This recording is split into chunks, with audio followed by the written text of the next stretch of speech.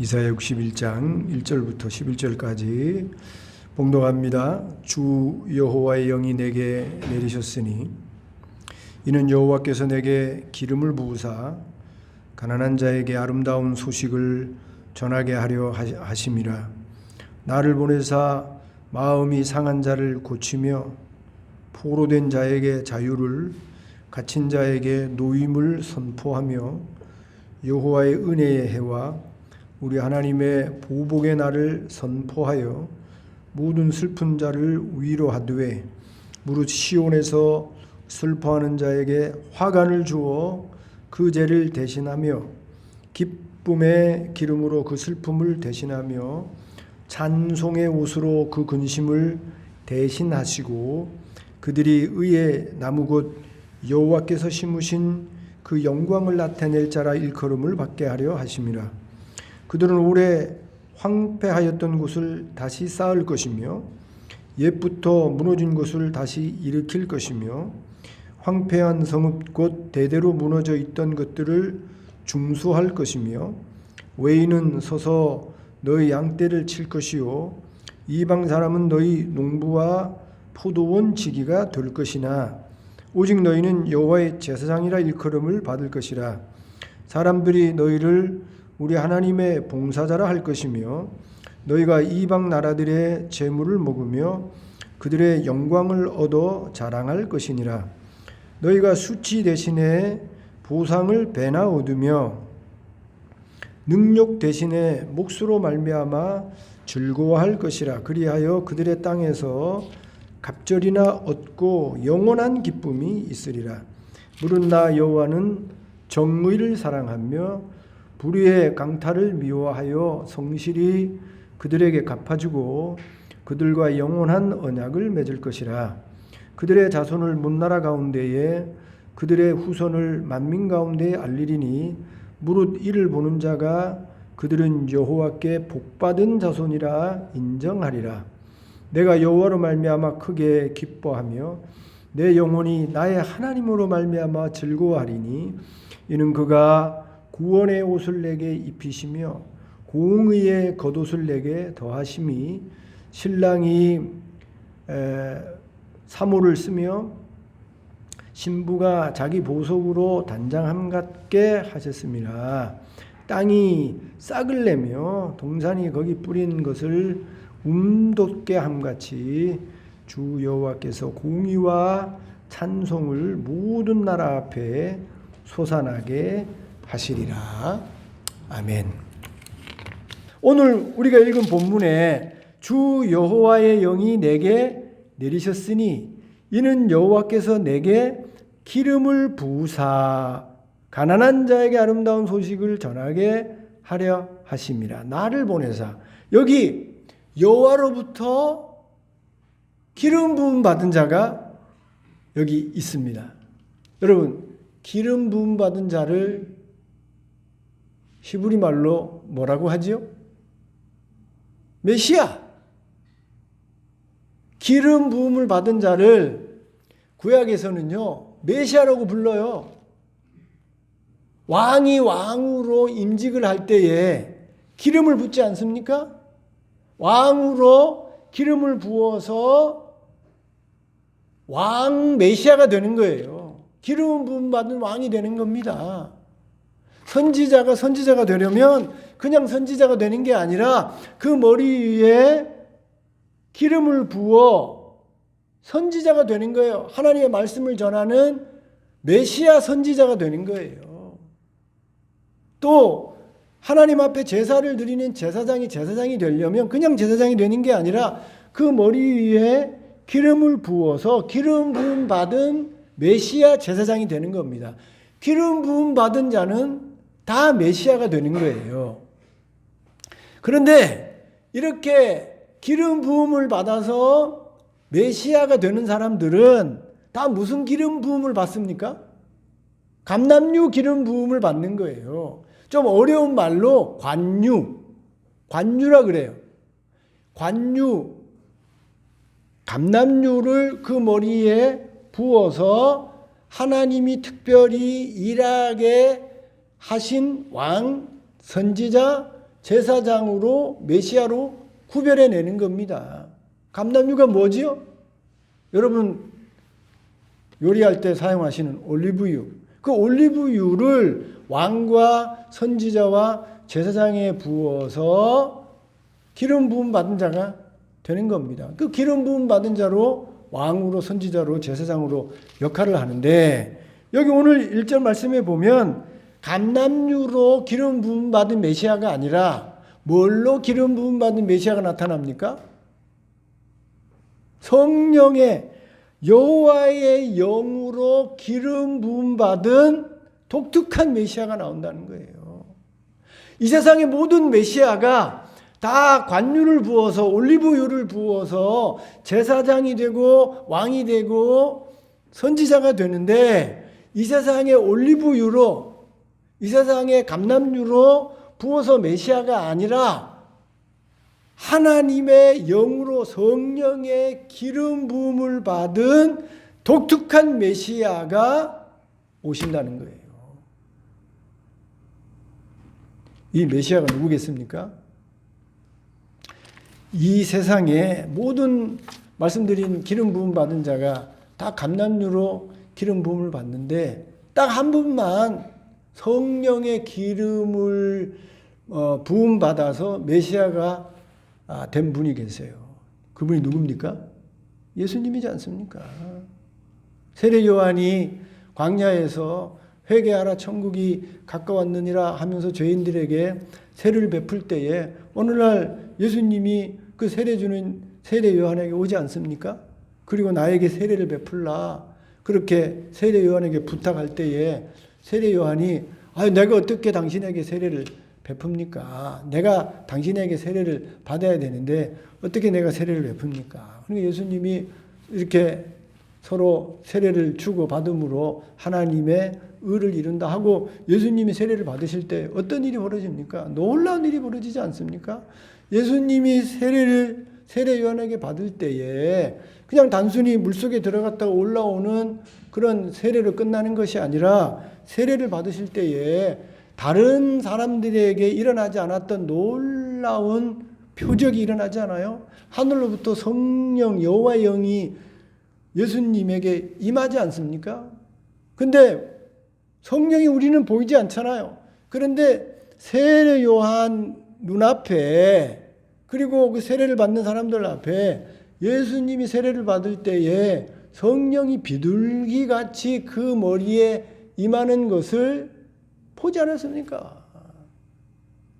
세례 요한이 예수님을 하나님이 기름 부으신 메시아, 하나님이 보내신 구원자, 세상 죄를 지고 가는 어린 양으로 믿고 확인할 수 있었던 것이 그 예수님 머리에 임했던 성령의 임함, 여호와의 영의 임함, 여호와의 영의 기름 부음을 보고 이분이 하나님의 아들, 우리가 그렇게 기다리고 기다리던 메시아라는 사실을 그때 세례 요한이 확신하게 되지 않습니까?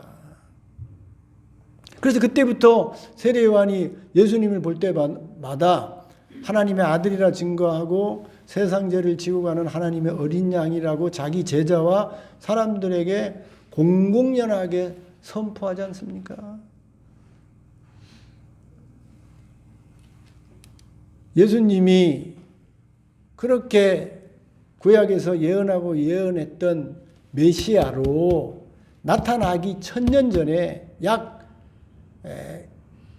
1000년 전에 이사야가 성령의 기름 부음 받을 메시아가 그 캄캄한 시대를 끝내고 영광의 날, 정말 회복되어지는 은혜의 날을 시작하기 위해서 여기 오심을 기록해 놓았다는 거예요. 여러분, 혹 신학자들이나 잘 모르는 목회자들이 복음을 신구약으로 나눠서 구약은 율법이고 신약은 복음이다. 복음은 신약에만 있다. 이렇게 가르치고 이렇게 설교하는 분들이 있어요. 그래서 설교를 구약에서는 안 하고 대부분 신약에서만 하는 그런 목회자들이 있습니다. 잘못된 것입니다.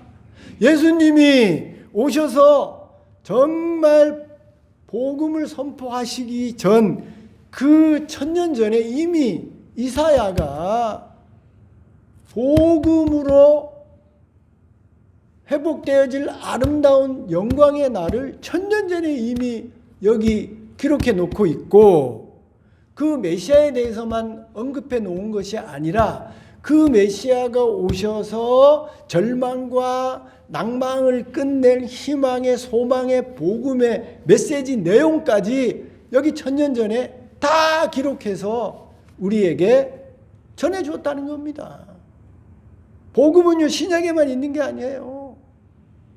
우리에게 소망과 우리에게 희망을 주는 아름다운 소식, 복음의 소식은 여러분 창세기부터 온 마지막 요한계시록까지 모든 성경책에 하나님의 기쁨의 복음의 소식이 가득 차 있는 것입니다.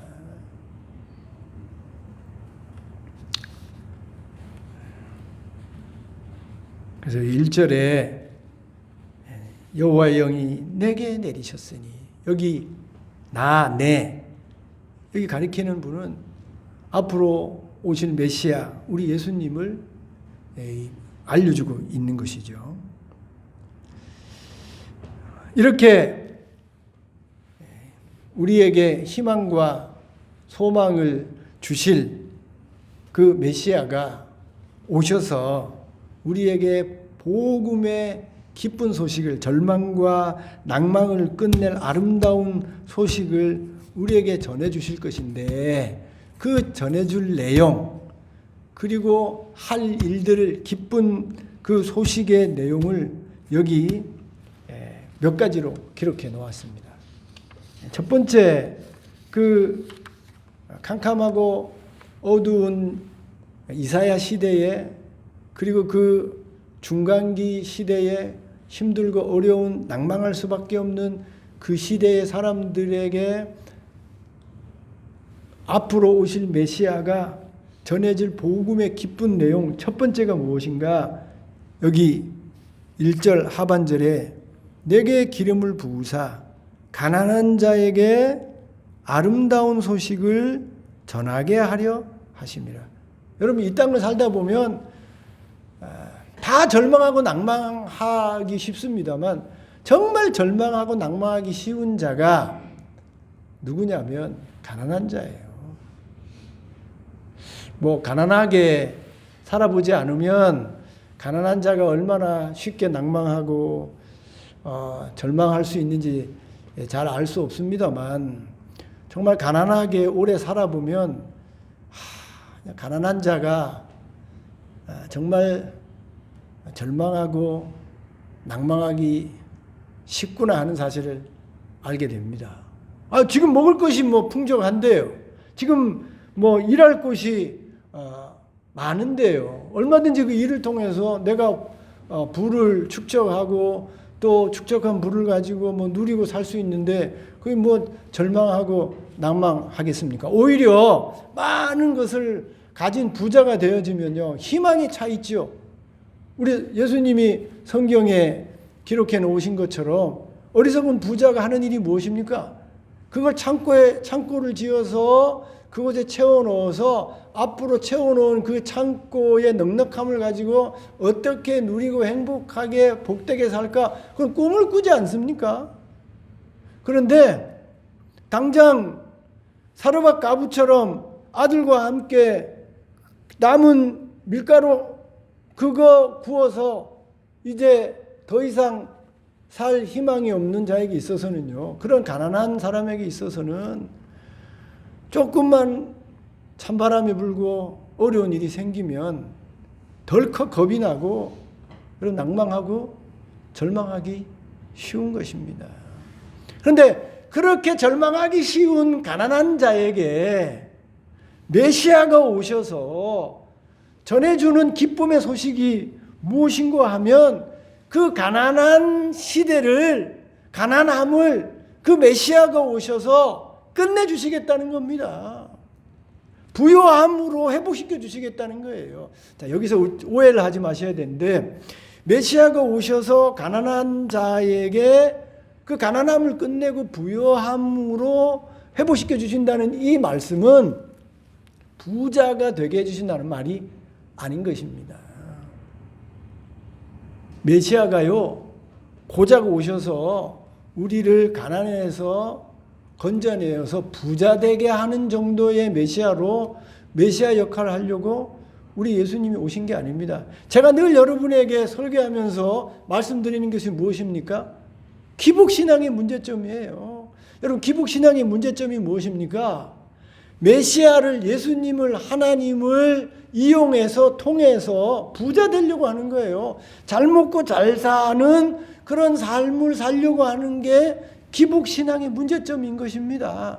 하나님을 믿는데, 예수님을 믿는데 그 믿음의 목적이 부자 되는 목적이에요. 그게 기복신앙인 것입니다.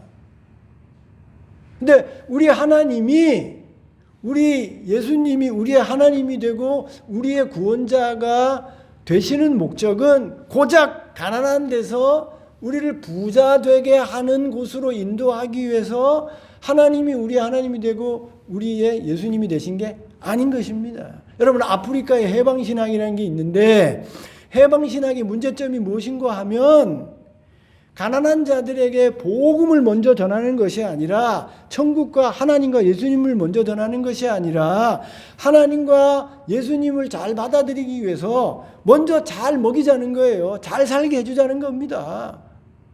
그게 해방신학이에요. 그런데 그건 복음이 아닌 겁니다. 복음은요, 가난한 자를 잘 먹게, 배부르게, 부자되게 하는 그게 복음이 아니에요. 정말 복음은요, 가난한 것과 부한 것을요, 벗어나게 하는 거예요. 벗어나게 하는 것. 가난하든지 부하든지 가난하든지 그것을 넘어서서 언제든지 기뻐하고 언제든지 소망을 가지고 언제든지 즐거워하고 가진 것으로 누리고 행복하게 살게 하는 게 그게 복음인 것입니다. 우리 메시아이신 예수님이 오셔서 낭망하고 절망할 수밖에 없는 가난한 자들에게 우리 예수님이 복음으로 제시하신 것은 부요하게 하는 것이 아니라 가난하게 살더라도, 가난하더라도 얼마든지 가난함 속에서도 행복하고 즐겁고 만족하고 천국을 누리는 삶을 살게 해주신다는 의미에서 아름다운 소식을 전한다는 거예요. 가난한 자에게 아름다운 소식을 전한다는 겁니다. 그럼 예수님이 이 땅에 오셔서, 예루살렘에 오셔서 부자들하고 잠자리를 같이 하지 아니하시고 부자들과 함께 식사를 하시지 아니하시고, 단이라는 말이 가난한 자라는 뜻이고 벳이라는 말이 집이라는 뜻인데, 예수님이 항상 예루살렘에 오시면 베다니에 가서 주무시지 않습니까? 가장 가난한 자, 거기에 나사로가 있고 거기에 마리아와 마르다가 사는 거예요. 거기에 문둥이 시몬이 사는 겁니다. 가난한 자들이 사는 곳에 우리 예수님이 가셨어요. 예수님이 왜 그곳에 가신 것입니까? 절망할 수밖에 없는, 낭망할 수밖에 없는 가난한 자들에게 가난함을 벗어날 수 있는, 가난함이 문제가 되지 않는, 비록 가난하게 살더라도 얼마든지 그 가운데서 행복하고 즐겁고 누리며 살 수 있는 아름다운 소식, 천국의 소식, 이 땅의 삶만 삶이 아니라 이 땅의 삶이 끝나면 얼마든지 부유하게 살 수 있는 천국이 있다는 사실을 아름다운 소식으로 예수님이 저들에게 전해주지 않습니까? 예수님의 발에 300데나리온이 되는 옥합을 깬 사람이 누구입니까? 가난한 베다니의 마리아예요, 마리아. 여러분, 가난한 사람이 300데나리온을 깨서 예수님의 발에 부을 수 있겠어요? 그런데 이제 오빠가 부활하는 그 모습을 보면서 가난함이 문제가 되지 않는 겁니다.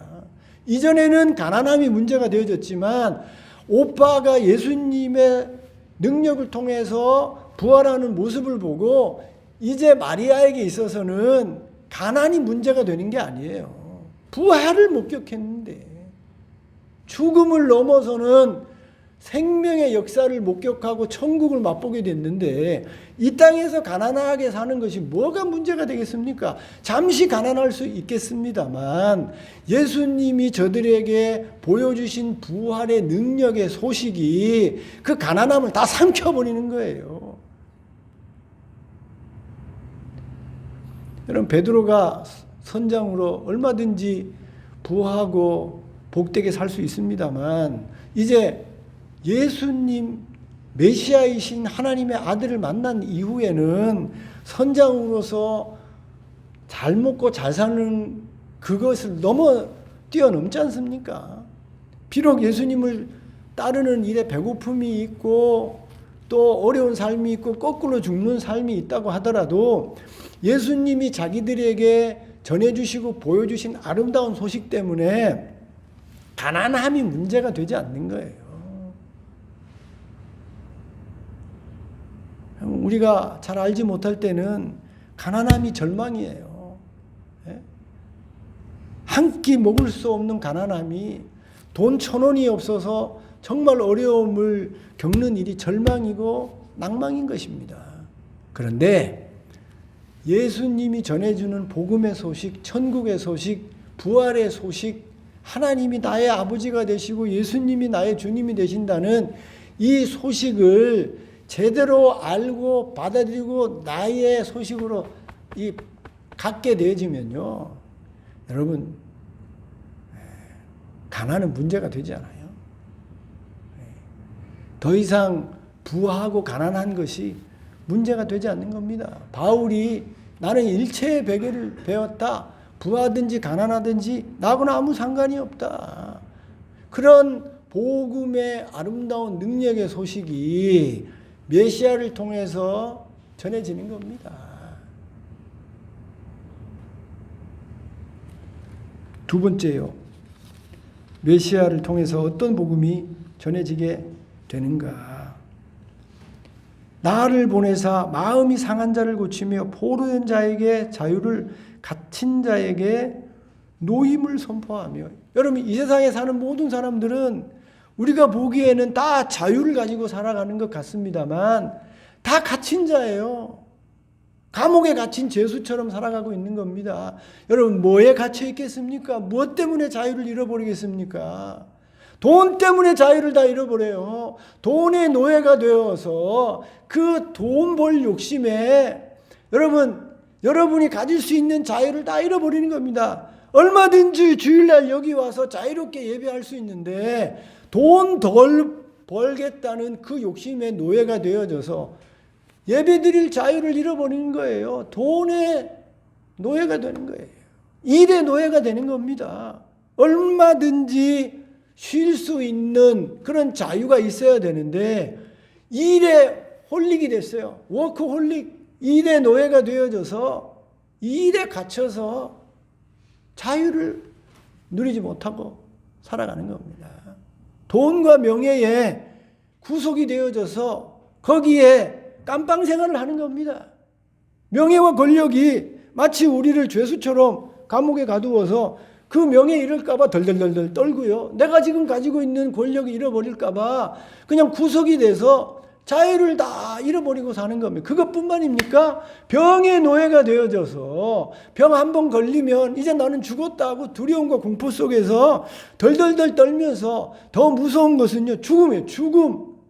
언젠간 죽어야 되는 그 죽음의 공포 때문에 한평생을 언제 죽을까, 어떻게 죽을까 무서워서 구속되어 자유 없이 살아가는 게 우리 인생인 겁니다. 귀신이 무서워서, 사탄이 무서워서 구속되어 살아요. 그게 이 땅을 사는 모든 사람들인 겁니다.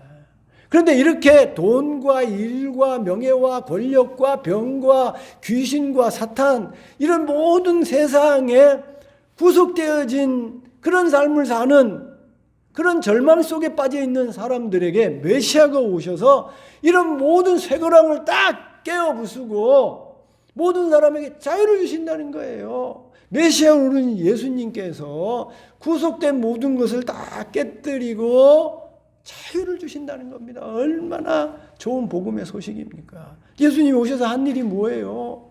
마음이 상한 자를 위로해 주셔서 그 상한 구속에 매여 있지 않게 하시지 않습니까? 삭개오가 마음속에 구속이 있어요. 아유, 나는 민족의 배반자야. 나는 매국노야. 사람들이 그렇게 지적하지 않아요? 늘 열등감에요. 그 자괴감에 빠져서 상한 마음으로 여기 삭개오가 살아갑니다.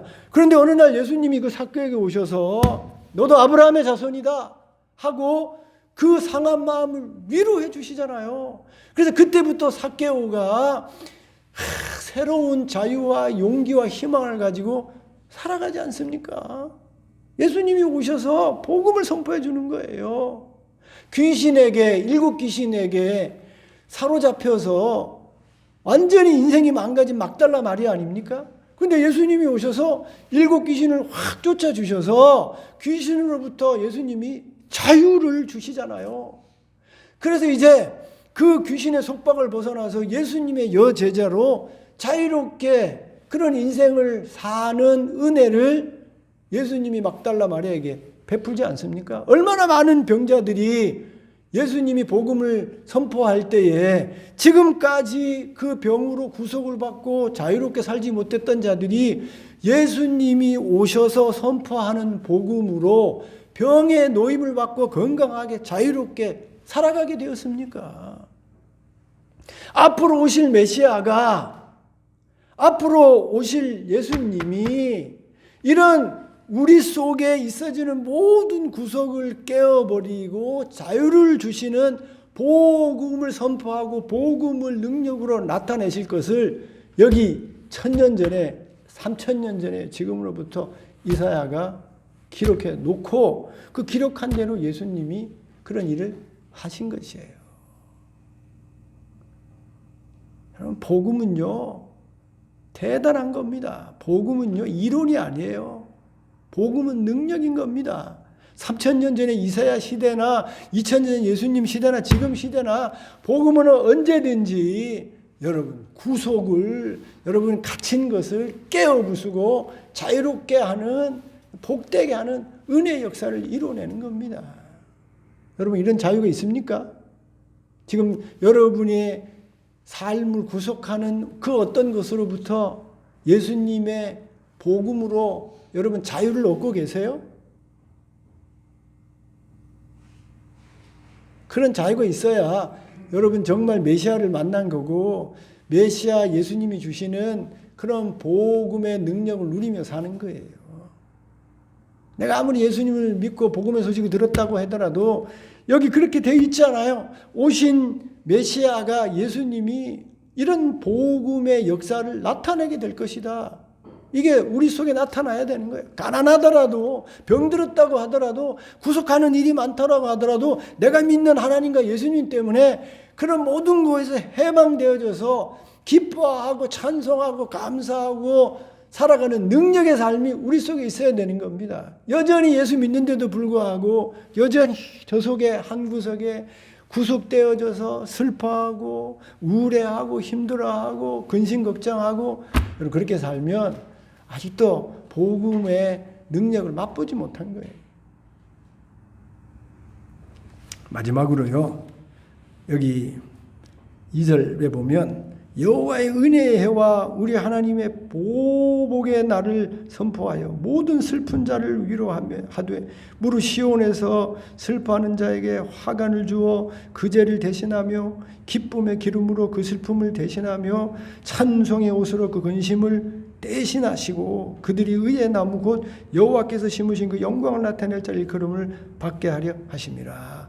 메시아가 오셔서 절망으로 낭망할 수밖에 없는 이런 모든 일을 끝내고 언젠가 이렇게 머리에 화관을 쓰고 기쁨으로 춤을 추는 그런 날을 반드시 주시겠다는 거예요. 그런 날이 온다는 겁니다. 생각해 보세요. 400년 동안 선지자가 없었어요. 침략을 당해가지고 경제적으로 너무너무 어렵고 힘들게 이스라엘 백성이 살아갑니다. 그런데 어느 날 세례요한이 와서 예수님이 와서 정말 이제는 식민지에서 해방되고 이제는 구원받는 날이 왔구나 하고 기뻐하며 춤추는 그런 날이 오지 않습니까? 예수님이 예루살렘에 입성할 때 어떤 일이 벌어집니까? 사람들이 호산나 하고 말이에요. 왜 호산나라고 부르면 드디어 구원의 날이 왔다는 게 호산나. 호산나라는 말이 뭐예요? 구원자가 나타났다는 거 아닙니까? 지금까지는 절망하고 낭망하고 이제 희망을 가질 수 없었는데 이제는 메시아가 오셔서 구원자가 오셔서 이제는 우리가 살아났다. 그래서 종려나무 가지를 꺾어서 옷을 벗어서 그 구원자이신 예수님 앞에 깔아놓지 않습니까? 지금 슬픔이 끝나게 됐다는 거예요. 고통이 이제 끝나게 되어졌다는 거예요.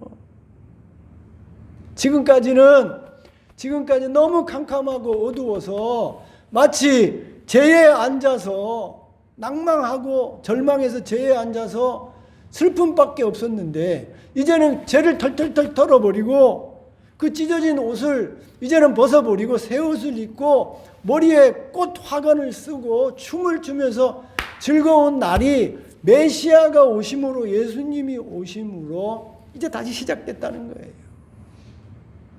그런 날이 온다는 겁니다.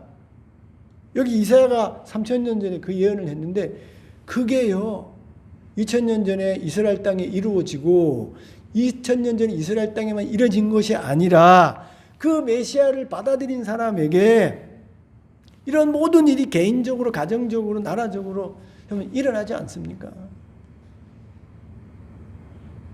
우리나라가 정말 하나님 앞에 감사해야 돼요. 여러분 오늘이라도 유튜브 가셔가지고 70년 전에 우리나라 한번 영상을 한번 찍어보세요. 그럼 70년 전에 전쟁할 당시에 식민지다 이래 찍어놓은 그 흑백 사진이 있는데요. 거기 뭐 남대문 사진 찍혀진 거 있고 뭐 광화문 찍혀진 거 이런 거 보면요. 거기 한복 저고리 이 겨울 추운 엄동설안에도 말이에요. 그 바지 저고리 하나 이렇게 입고 막 그래 춥게 돌아다니는 우리 선조들을 다 볼 수 있습니다. 일제시대 때 그 먹지 못하고 헐벗고 절망하고 낭망할 수밖에 없는 우리의 모습이 우리의 군상이 70년 전에 고스란히 그 사진에 찍혀져 있어요. 전쟁통에 그 많은 사람들이 죽고 고아로 힘들고 어렵게 살던 그 처참한 사진들이요. 여러분 찾아보면 금방 찾을 수 있다니까요. 그런데 그렇게 낭망하고 절망하고 캄캄하고 희망을 가질 수 없는 이 백성에게 복음이 들어왔잖아요. 복음이. 예수의 복음이. 이런 죄에서 벗어나서 화관을 쓰고 춤을 추는 복음의 소식이 우리나라에 들어오지 않았습니까? 그래서 얼마나 변해요. 얼마나 변해요. 세계사에 이런 나라가 어디 있습니까? 식민지에서 전쟁통에 이렇게 잘 사는 나라가 없어요. 없어. 우리나라밖에. 이 나라에 복음이 들어오지 않고 일본처럼 여러분 사신 우상이 들어와서 나라마다 여러분 그 뭐 신사가 세워지고 말이에요.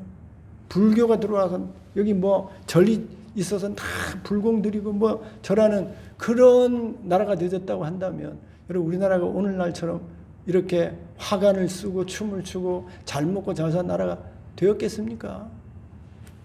이 나라에 복음이 들어오니 여기 3000년 전에 이사야가 말한 그 메시아로부터 오시는 복음이 들어오니 이렇게 근심을 떨어버리고 죄에서 벗어나서 화관을 쓰고 춤추고 기뻐하는 영광의 날을 가지게 된 거예요. 어느 시대이든지 여러분 하나님이 보내주시는 기름 부은 성령의 기름 부은 메시아가 오시는데 그 메시아를 여러분 받아들이고 그 메시아의 역사 속에 동참하게 되어지면 어느 시대든지 이런 아름다운 복음의 능력의 역사가 나타나지게 되는 것입니다. 사랑하는 성도 여러분, 모두가요, 개인적으로, 가정적으로, 교회적으로, 나라적으로요, 살다 보면 캄캄할 때가 있습니다. 절망할 때가 있어요. 이사야 시대도 그렇고 말라기 이후에 예수님 오실 때까지 400년 동안 캄캄했습니다. 절망할 수밖에 없어요. 희망을 갖기 어려운 그런 시대였던 겁니다. 그런데 그것으로 끝이 아닌 겁니다. 언젠가 때가 되면 회개하고 돌이키고 믿음으로 인내하고 견뎌내면 언젠가 하나님이 구원자 메시아 예수님을 보내주셔서 그 모든 절망과 낭망을 끝장을 내고 아름다움으로 회복시켜 주시는 날이 반드시 오는 거예요. 그런 사실을 예언해 놓고 있고 그 예언을 예수님의 오심으로 증명하고 있고 또 교회 역사로 오늘도 증명되어지고 있는 것입니다. 그러니 우리 소망을 가지십시다. 아멘. 힘들고 어려워도 절망하지 말고 힘을 내서 믿음으로 인내하며 앞으로 나아가십시다. 아멘.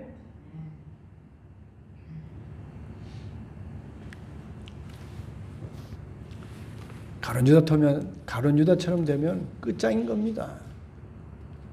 그러나 똑같이 배반하고 배신했다고 하더라도 회개하고 다시 돌아오면 얼마든지 열한 제자처럼 회복되어져서 하나님의 제자로 사용되어지고 나중에 24장로 반열에 세워져서 하나님 앞에 영광 돌려드리는 귀한 제자로 세워질 수 있는 겁니다. 저 여러분 아무리 힘들고 어려워도 이런 복음의 능력의 역사가 있음을 기억하고 늘 소망 가운데 살아가는 저와 여러분 될 수 있기를 주님의 이름으로 축원드립니다.